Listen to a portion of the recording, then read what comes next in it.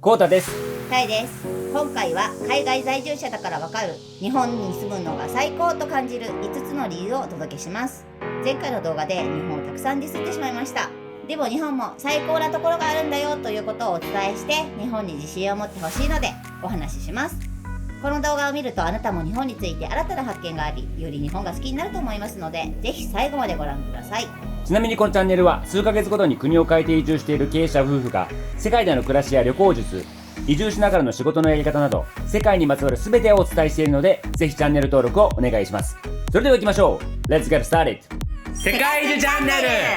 今回我々は実に644日、約1年10ヶ月ぶりに日本に帰国しました。その中で日本について改めて気づいた素晴らしさ、これをお伝えしていきたいと思います。久しぶりに帰国した感想、やっぱり日本は最高でした。まずはじめに日本に住む理由の一つは、とにかくご飯が美味しいという点です。真似してきた。はい、出ました。言って私たちはアジア各国でたくさんの美味しい料理を食べてきました。ダナンで食べるベトナム料理も、台湾で食べる餃子も、バリのワルンで訪れたインドネシアの料理も、どれも美味しいものでした。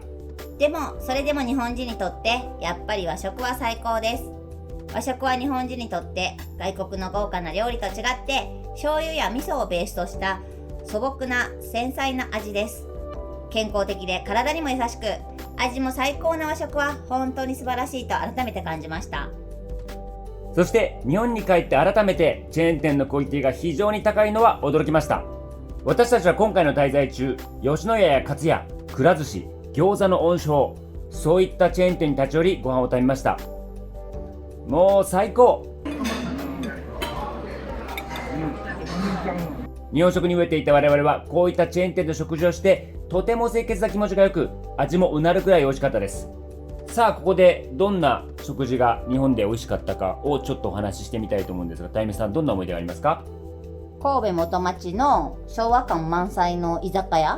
金時っていうお店が、めちゃめちゃ渋くて、映画の中にいるみたいな。オールウェイズね。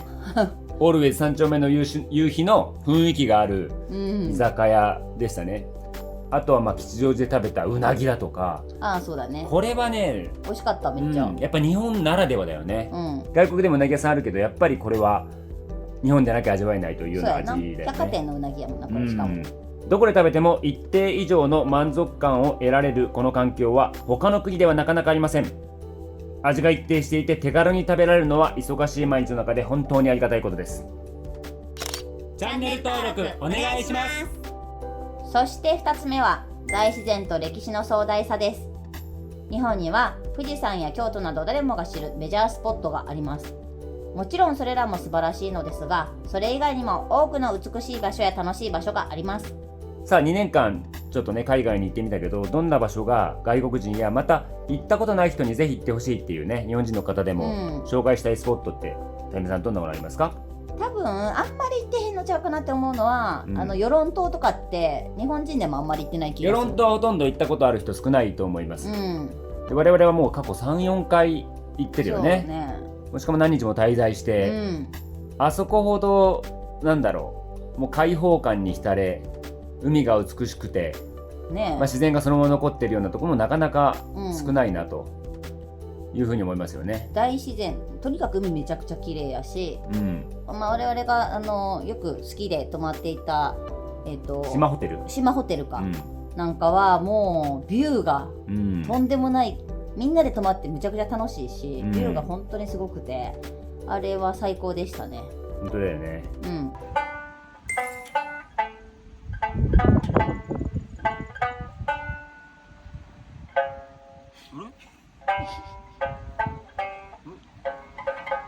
これ今変わっちゃったのかな。はいはいはいはいケラマはまあ行く人結構多いと思うけど、もちろん海外の人にはケラマは絶対行ってほしいなっていう。なんか近く、那覇からもすぐ行けるから、那覇から 3,40 分でね、船に乗っていけば行けるので、ぜひ行ってほしいし、意外と行ったことある人少ないですよ。そうは言っても沖縄本島は多いけどケラマまでは行ったことないとか、確かにケラマも3つの大きな島があって、赤島であるとか渡嘉敷島であるとか、あとは座間味島か、いうようなところがあって綺麗だし、すごい綺麗やんね。魚もサンゴもすごいし、ウミガメもいるし、まだ本当に世界の海を潜っても日本って本当に素晴らしいんだなと思うぐらい綺麗な海が残されている。なかなかなくない？ないやっぱりあれは大陸からも離れてるし日本からも離れてるし、なかなか汚染される環境が少ない中でああいった島で独立してるから、ものすごい綺麗だなっていうのはありますよね。あと外国人にアジア人も特に人気なのが北海道。そうやね。ものすごくメジャーだけどね、でもメジャーないわゆるニセコなんかはめっちゃ今さ観光化されてるけど、ニセコはね行かない方がいいです。雰囲気を味わいたいとかなら全然凄まじく高騰してるからね。行っていいんですけど、例えばすごい雪質がいいところがいいって言ったらもっと雪質がいいところが実はあって、これは星野リゾートの社長なんかも言ってるけれども、我々が行った旭川はめちゃくちゃ雪質いいよね。旭川のスキー場の雪質は本当にいいですね。やっぱりあそこは内陸でありながらもマイナス20度の豪雪地帯であるということで、本当にパウダースノーがあるということで、これもぜひ行っていただきたいなというふうに思います。高くないしね。で自然もそうだし、今度は歴史的な話、で日本にはね京都みたいな奈良みたいなところもあるけれども、そこももちろんいいんだけど、もっとこじんまりした方が結構趣があっていいなっていうのは私は思うんですよね。そうやな。しかも今京都激混みやからさ、あれ辛いと思うから、そこじゃなくてももっとこう街歩きしながらその歴史的な風景を感じられるみたいなとこあるもんね。例えばどこでしょう？中山道とか。中山道あなた行ってないでしょ。じゃないんですよ。例えばって言われたから言うたんやから知らんよ。私が知ってるのはだから小江戸シリーズ、埼玉の川越とかね。川越もすごいいいとこで、あそこ意外に広いよね。広い江戸の街並みがまだ残っている地域が広いので、ぜひ川越も行っていただきたいですし、あと滋賀の近江八幡、これも行ったら楽しいよね。川がね流れてて、おしゃれ、桜並木もあって、そこで昔ながらの棒を持って、そうやな、船頭さんがいるやつな、船頭さんがいる川があって我々も乗りましたけど、そういったのもあったりとかして、すごい雰囲気が小江戸の雰囲気残ってるなっていうのがありますよね。でもう一つ穴場スポットで私が推したいのは天草のイルカですよね。あれはすごいよな。野生で餌付けをしてないらしいんですけど、それにもかかわらず300頭ほど、この有明の海にいるということで、すでに並走して、もう恐ろしい数のイルカさんが一緒に泳いでくれるっていう。ぴょんぴょん飛んでて、見る限り50匹ぐらいいるんじゃないかみたいなね。そうやんな。わーいって感じでさ、イルカさんもさ楽しそうにさ一緒に泳いでる感じやってさ、すごいよなあれ。囲まれてイルカに囲まれるって経験なかなかないよね。というわけでね、日本は本当に魅力的な場所なので、ぜひこれを聞いている皆さんも日本行ったことない場所行っていただきたいんですよね。私は47都道府県行きましたし、タイムさんも40都道府県ぐらいは行ったかな。というわけで、ぜひいろんなところに行ってみていただければと思います。でこういった場所は、海外から来た人も絶対に満足できる素晴らしさを持っています。これだけの多様性、北からね南まで本当に島国でありながら細長い国っていうのはなかなかないんですよね。こう世界を見回しても。でさらに歴史もあって自然もあってということで、北海道の雪、沖縄のサンゴみたいな形で食べ物も豊富だし山も多いしということで、魅力あふれたところなので、ぜひいろんなところに行っていただきたいなというふうに思います。次に日本の魅力として挙げられるのが清潔安全快適な環境です。日本は世界でもトップクラスの清潔や安全に対する意識の高さを持っており、街を歩いてても本当にどこも美しいです。特にショッピングモールや公共施設でのトイレの清潔さは驚異的で、まるでホテルのようです。もしかしたら日本にメインで暮らしている人はそこまで感じないかもしれないけど、海外で暮らしたり、この間もハワイ行ったりすると、やっぱり日本のトイレの綺麗さって際立つよね。際立つ。もう安心やもん本当に。それが慣れてたらちょっと海外どこ行ってもさ、わなんかこれ大丈夫みたいなとか。ウォシュレットは今や当たり前だし、場合によってはもう入るだけで蓋がウィーンって開いたりとか、もう勝手に流れてくれたりとかするっていうのは、ほぼ海外では見たことないなっていうような設備ですよね。それと街中が安全であること、夜遅くに一人で歩いても安心感があります。子連れでも心配なく外出できる環境が整っているというのも本当に素晴らしいなと思います。でここでよく聞かれることは、アジアにメインで住んでいてその治安はどうなのっていうようなここでよくもう一回じゃあいきますね。はい、もうアジアはですね、正直治安がかなり良くて、都会の一部の場所とかを除いては本当に治安はいいです。本当そうだね。我々が今まで住んだところで、これ今チェンマイでお話してますけど、チェンマイ夜でも一人で出歩いたりできますし、それはバリもそうだし、多くの外国ダナンもやし、クアラルンプールもダナンもそんな感じで歩けます。今んとこ怖い目にあったこと一回もないよね。もちろん外国なので最低限の注意は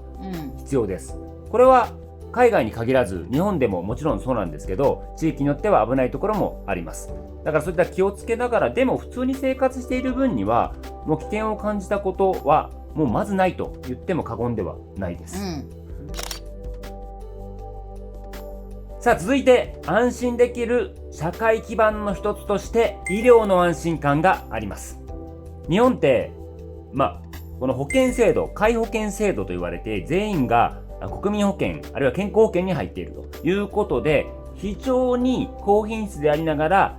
安価に受けれるのが本当にこれはありがたい安心感があるということで、海外に出たらね、そんなことはありませんので、もちろん民間の保険には入っているけれども、何があった時にものすごく高額な請求、特にアメリカはめちゃくちゃ高いので怖いよな。そういった時にちょっと気軽に病院に行けないという傾向があります。さらにやっぱり医療機関というのは自分の言葉で説明できるというのは大事ですよね。こうムカムカするとかって英語でムカムカって何とかね、キリキリ胃が痛むとかね、そういうことはなかなか言えないので、やっぱり日本語でしっかり伝えられて日本語で回答してくれる日本の医療というのは日本人にとっては本当に安心だなというふうに今回も思いました。ということでそういったこともあるんですが、何よりも医療の技術の問題もあるけれども、やはり安心感であるとか、あとは料金に関してもね不安があるので、そういった意味では日本は素晴らしいなというふうに思います。今回我々は人間ドックを受けたり耳鼻科を受診したり歯医者で指摘を取ったりしましたが、とても心地よく受診できました。人間ドックに来てます。胃カメラを受けるのに麻酔とかしてくれたのでめちゃくちゃ眠たいです。引き続き検査は終わったけど寝たいと思います。おやすみなさい。人間ドックもね本当に素晴らしかったんですが、我々が一つ訪れて訪問させてもらった、石上整形外科クリニックというね、仕事上でもお付き合いしている、ガミちゃんという方が院長をやっているところの医院をね、埼玉県川越にある医院を訪れさせていただきました。日本トップクラスの再生医療ですね、を得意とするクリニックです。でそこに行ったところ、本当に彼らのホスピタリティ、スタッフの皆さんのホスピタリティに感動して、みんなね人にいかに笑顔になって帰ってもらうかっていうところをね、考えているので、タイムさんどう感じました？いやー本当にまずスタッフさんたちが生き生きされてて、意識がむちゃくちゃ高いというか、こう患者さん思いというか、そういうところがすごいなっていうことと、あとこうほらいろんなものをさ掲示してすごく分かりやすくさ、案内とかも分かりやすくしてて、それも素晴らしいなって思ったし、そうね、座った時の目線に何があるかもように全部考えて、どうしたらねお客様患者さんに、心地よく受診いただけるかっていうのを徹底してるなっていうようなね、そして最後に皆さんにおしたいのが温泉、いやそれ以上にスーパー銭湯というお話です。日本の温泉というのはね世界でも有名です。やはりいろんな外国の方とお話ししていると、温泉いいよねとか有名だよねっていうような話をします。しかしですね、あんまり言われてないですが、もう結構いろんな日本中にあるスーパー銭湯、このクオリティがめちゃくちゃ高いというのが今回帰国して改めて思ったことです。で我々が行ったのは神戸のね垂水のスーパー銭湯ですけど、日本からしたらすごくどっか秀でてるというわけではないと思うんだけど、我々からしたらものすごく、感動した。こんな安い料金800円か900円ぐらいでもうあれだけの種類のねサウナもある、寝湯もある、もう何でもあるって言ったらおかしいけど、で終わったら飲みたい人はビールが飲めて食事ができるということで、しかもなんかほら涼むためのさテラスみたいなところからさ明石海峡大橋とかも眺めれたりとかして、夜景の中にさ明石海峡大橋のイルミネーションというか、あんなんが見えて、それもまたさほてった体をね少し冷ましながらなんかゆったりできるっていうね環境も素晴らしいなと思ったし、でこういうのが我々の経験した日本中至るところにあるわけじゃないですか、それが本当に驚異的だなというふうに思いましたね。本当そうですよ。これだけのクオリティとサービスをこの値段で楽しめるのは本当にすごいことです。疲れた体と心を癒すにはもってこいの場所です。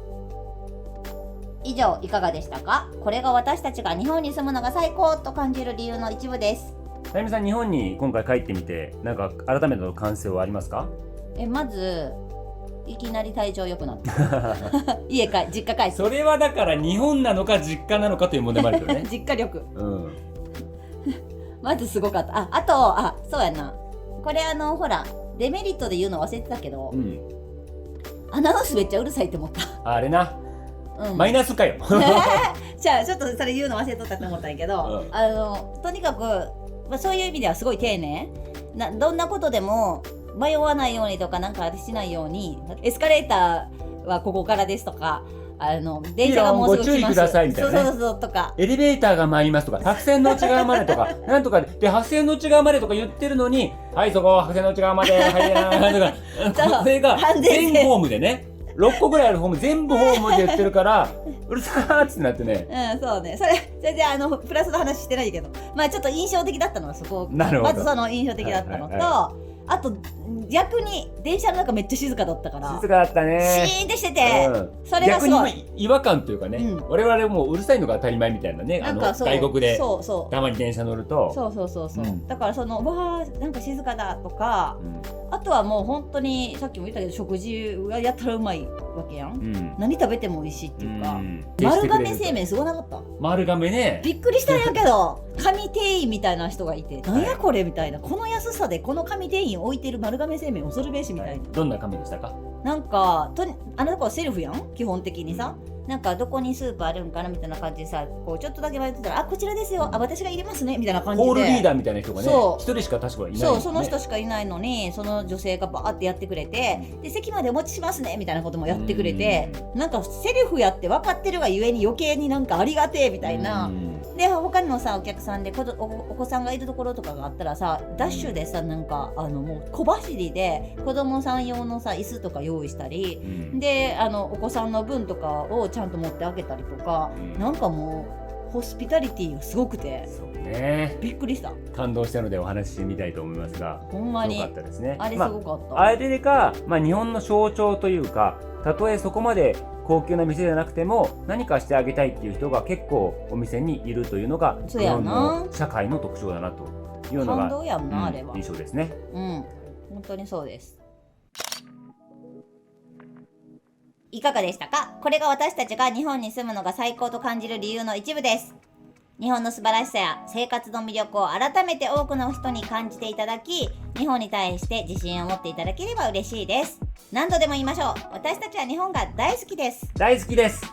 もしこの動画が気に入っていただけたら、ぜひチャンネル登録と高評価、そして今回私はこんなところが日本大好きみたいなコメントをね、ぜひぜひ教えていただきたいなというふうに思いますので、ぜひぜひコメント欄に書いてください。またね、我々が言ってない、今ねお話してない、ここ良かったよ日本すごいよとかね、そういうところも教えてもらえればというふうに思いますね。はい、ぜひアピってください。はい、それではまた世界中でお会いしましょ